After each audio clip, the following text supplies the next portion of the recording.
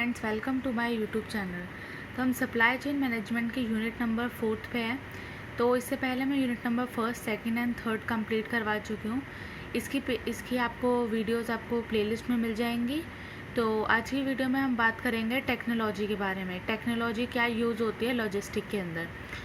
तो इसके डेफिनेशन की बात करते हैं। The council of logistic management define, मतलब अगर हम लॉजिस्टिक मैनेजमेंट की बात करें तो उन्होंने कैसे डिफ़ाइन करा है, logistic as that part of supply chain, मतलब जो लॉजिस्टिक होता है वो एक वह पार्ट है सप्लाई चेन का जिसके अंदर हम प्लान बनाते सबसे पहले, फिर उसे इम्प्लीमेंट करते हैं, फिर उसे कंट्रोल करते हैं एफिशिएंटली और उसको इफ़ेक्टिवली, फिर उसको फॉरवर्ड कर देते हैं, आगे बढ़ा देते हैं उसके फ़्लो को और स्टोर कर देते हैं अपने गुड्स को, सर्विसेज को या फिर रिलेटेड इन्फॉर्मेशंस को। और ये सारी चीज़ें जो होती है वो किसके बीच में होती है, पॉइंट ऑफ ओरिजिन के बीच में और पॉइंट ऑफ कंजम्पशन के, मतलब जहाँ से वो स्टार्ट हुआ है और जहाँ पे उसको एंड होना है। तो इसके इन दोनों के बीच में हमारा पूरा काम चलता है in order to meet customer requirement, जिससे कि हम अपने कस्टमर्स की रिक्वायरमेंट को या सेटिस्फैक्शन को फुलफ़िल कर पाएँ। तो ये होता है हमारा लॉजिस्टिक का main purpose. In order language the same can be defined as right, मतलब अगर हम दूसरी तौर में बात करें तो इसकी क्या डेफिनेशन आती है, राइट प्रोडक्ट, मतलब बिल्कुल सही प्रोडक्ट होना चाहिए, सही प्लेस पे अवेलेबल होना चाहिए, सही समय पर होना चाहिए और सही कंडीशन में होना चाहिए। However supply chain consist of all stages, supply chain के अंदर सारे स्टेजेस आते हैं जिससे कि वो सेटिस्फाई कर सके अपने कस्टमर्स की रिक्वेस्ट को या उनकी सेटिस्फैक्शन को।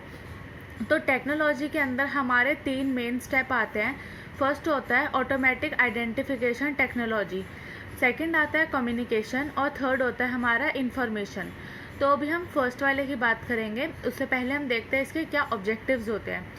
ऑब्जेक्टिव नंबर फर्स्ट होता है कि जिससे कि डिटरमाइन कर पाए अपनी सारी टेक्नोलॉजीज़ को और सप्लाई चेन मैनेजमेंट के अंदर।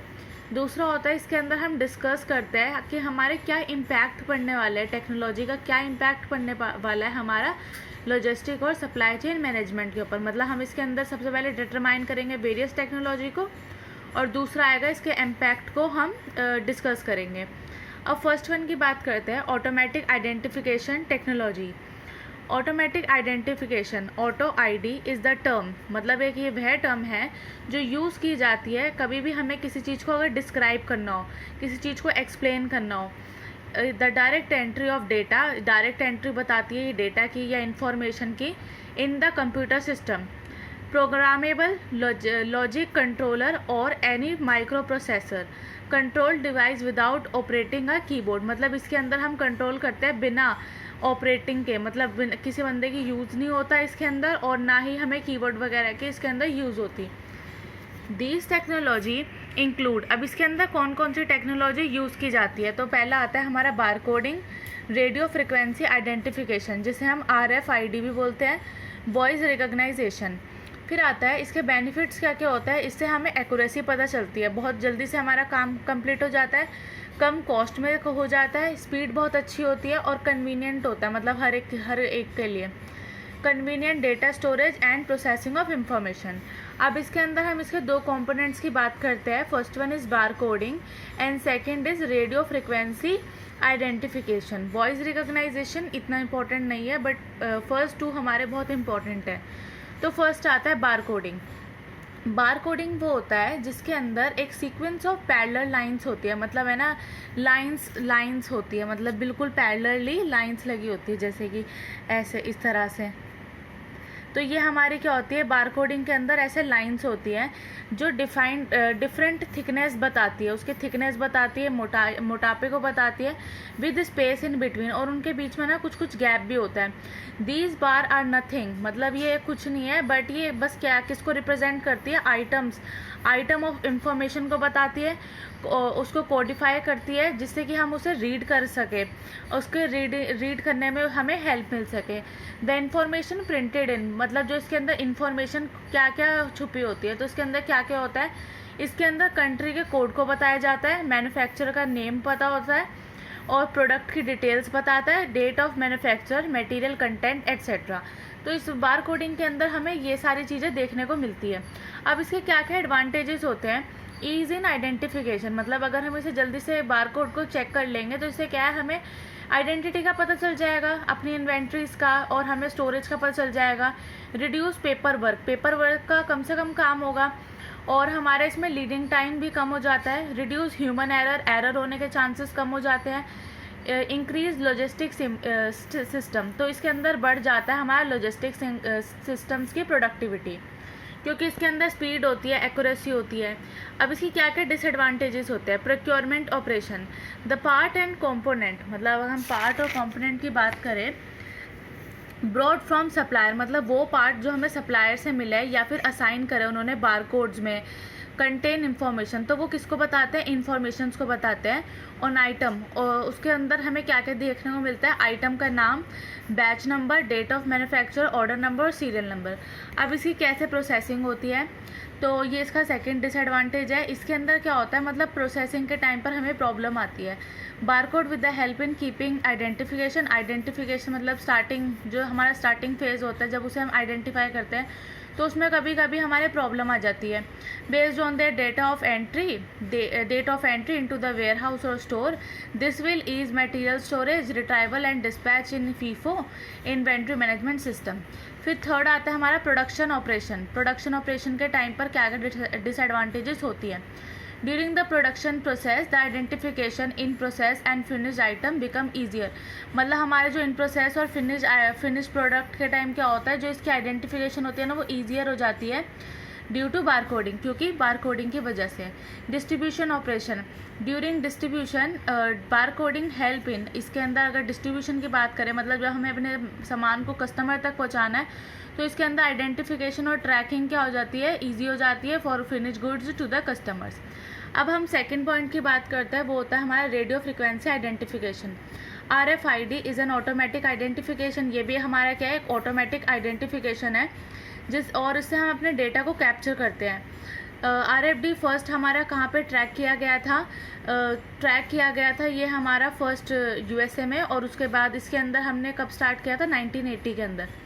These are use as an alternative to barcode, मतलब ये एक ऑल्टरनेटिव है, मतलब अगर बारकोड यूज़ नहीं करना तो रेडियो फ्रिक्वेंसी कर सकते हैं।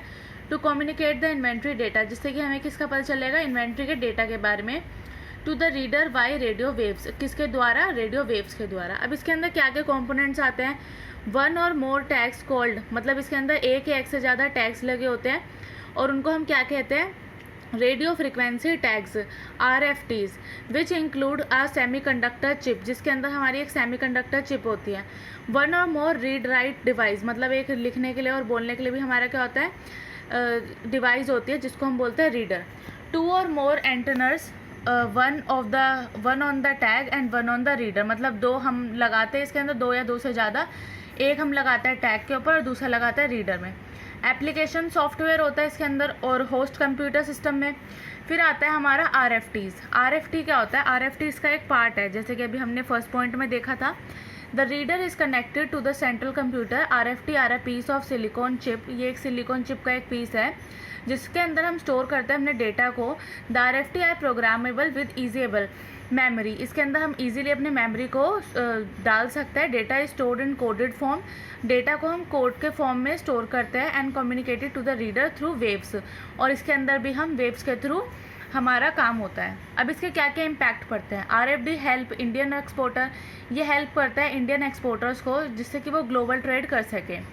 फिर आता है हमारा improve the ability of manufacture, इससे मतलब हमारी जो एबिलिटी है मैन्युफैक्चर की वो बहुत ही अच्छी हो जाती है। इसके अंदर हमारा बेटर मैनेजमेंट हो जाता है। इम्प्रूव द कॉम्प्लेक्स ट्रैकिंग, मतलब हमारी जो ट्रैकिंग है वो भी हम इजीली कर पाते हैं। Improve the ability of manufacture, जो मैन्युफैक्चरर की एबिलिटी होती है वो अच्छी हो जाती है और वो बेटर मैनेजमेंट कर पाता है अपनी इन्वेंट्री लेवल का। Improve the complex distribution system, जो हमारा कॉम्प्लेक्स डिस्ट्रीब्यूशन सिस्टम होता है वो हमारा अच्छा हो जाता है। Implement automatic toll collection on vast network of highways, मतलब जो टोल कलेक्शन होता है, हमारा टोल टैक्स देते हैं हम हाईवेज़ वगैरह पे, तो वो भी हमारे इससे अच्छी तरह से कंप्लीट हो जाता है।